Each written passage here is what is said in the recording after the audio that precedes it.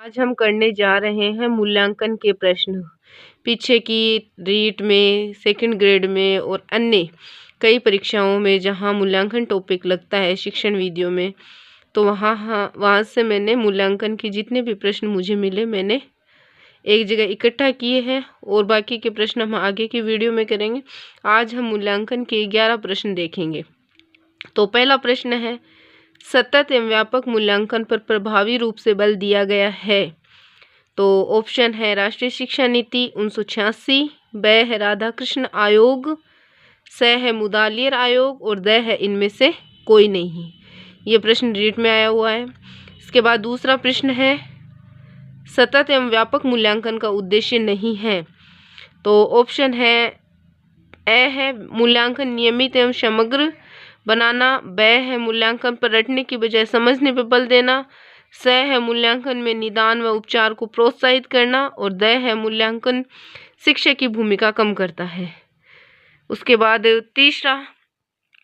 तीसरा प्रश्न है, सतत एवं व्यापक मूल्यांकन की विशेषता नहीं है। तो ए है निदानात्मक व उपचारात्मक शिक्षण में सहायक, ब है विद्यार्थियों का चहुमुखी विकास, स है विद्यार्थियों में रटने की प्रवृत्ति विकसित करना और द है विद्यार्थियों को परीक्षा के भय से मुक्त करना। उसके बाद चौथा प्रश्न है, जोड़ा सुमेलित नहीं है। तो इनमें से बताना है कि कौन सा जोड़ा सुमेलित नहीं है। ये प्रश्न रीट के अलावा कई एग्जाम्स में पूछा जा चुका है, जैसे सीटेट में, रीट में भी 2-3 बार रिपीट हो चुका है, सेकंड ग्रेड में भी पूछा जा चुका है। तो ये प्रश्न बहुत ज़्यादा मोस्ट है। तो जोड़ा सुमेलित नहीं है, बताना ए है विभेदीकरण क्या है। तो मूल्यांकन सक्षम अक्षम छात्रों में भेद करने की सामर्थ्य रखता हो, ब है विश्वसनीयता, छात्रों द्वारा प्राप्त अंकों में विचलन न हो तथा पुनः मूल्यांकन के पश्चात भी अंक समान हो। फिर स है वस्तुनिष्ठता, परीक्षक की रुचि, भावना व दृष्टिकोण का मूल्यांकन पर प्रभाव नहीं पड़ता हो। उसके बाद द है वैधता, परीक्षक की रुचि, भावना व दृष्टिकोण का मूल्यांकन पर प्रभाव पड़ता हो। तो इसमें से बताना है कि कौन सा जोड़ा सुमेलित नहीं है। इसके बाद पांचवा प्रश्न है, मूल्यांकन शिक्षण आयाम किसके द्वारा प्रतिपादित किया गया। तो ऑप्शन है ए है राइस स्टोन, ब है कोठारी आयोग, स क्वेलीन एवं हन्ना और द है ब्लूम, इनका पूरा नाम BS ब्लूम है। तो इसमें बताना है कि मूल्यांकन शिक्षण आयाम किसके द्वारा प्रतिपादित किया गया। उसके बाद छठा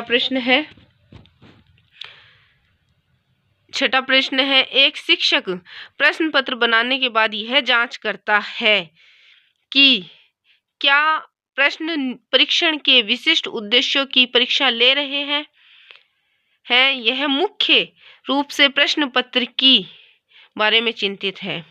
तो ऑप्शन ए वैधता, ब वस्तुनिष्ठता, स विश्वसनीयता और द है स्पष्टता।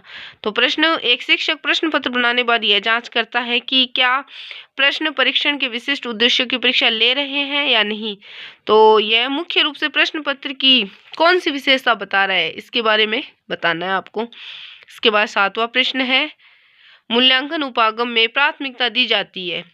तो किसको दी जाती है, बताना है। ए है शिक्षण उद्देश्य को, ब शिक्षण बिंदु को, स प्रस्तुतिकरण को, द विषय सामग्री को।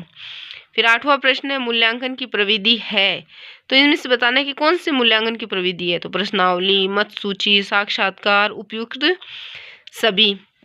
इसके बाद नौवां प्रश्न है, पहले रिक्तान छोड़ रखा है, में मापन की भूमिका सब सीखी हुई कुशलताओं में निष्पादन का एक संपूर्ण अवलोकन करती है। तो इसमें से ऑप्शन देख के बताना है, निर्माणात्मक मूल्यांकन है, योगात्मक मूल्यांकन है, निदानात्मक मूल्यांकन है, उपयुक्त छवि है।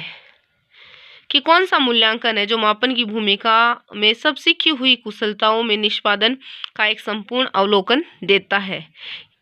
उसके बाद प्रश्न 10 है, जब बालक की परीक्षा द्वारा मापी हुई योग्यता के सही मूल्यांकन में स्थायित्व होता है तब इस परीक्षा को कहते हैं। तो ऑप्शन ए है विश्वसनीयता, ब है वस्तुनिष्ठता, श है वैधता और द है प्रमाणीकरण। उसके बाद 11वां प्रश्न है, छात्रों में रटने की प्रवृत्ति रोकने हेतु कैसे प्रश्न पूछने चाहिए। तो ऑप्शन ए है लघुतरात्मक, ब अति लघुतरात्मक, ये शायद ऑप्शन मिस्टेक से द लग गया। तो स है वस्तुनिष्ठ और द है निबंधात्मक। तो ये इस प्रकार से हमारे 11 प्रश्न कंप्लीट हो गए। इनके आंसर नीचे दे रखे हैं, आप इनसे मिलान भी कर सकते हो। जैसे पहले में ए सही होगा, दूसरे में द सही होगा, तीसरे में स सही होगा, चौथे में द सही होगा और पांचवें में द सही होगा।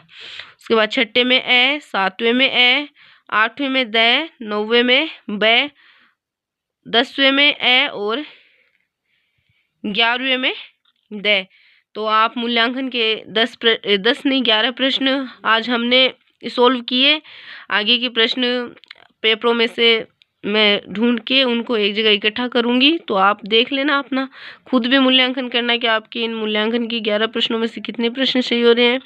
वीडियो आपको अगर अच्छा लगे तो चैनल को सब्सक्राइब करो, वीडियो को लाइक एंड शेयर करो। जो अभी सेकंड ग्रेड का एग्जाम होने वाला है उसमें ये प्रश्न बहुत ही उपयोगी सिद्ध होंगे, तो इसलिए अपने दोस्तों को जरूर शेयर करो।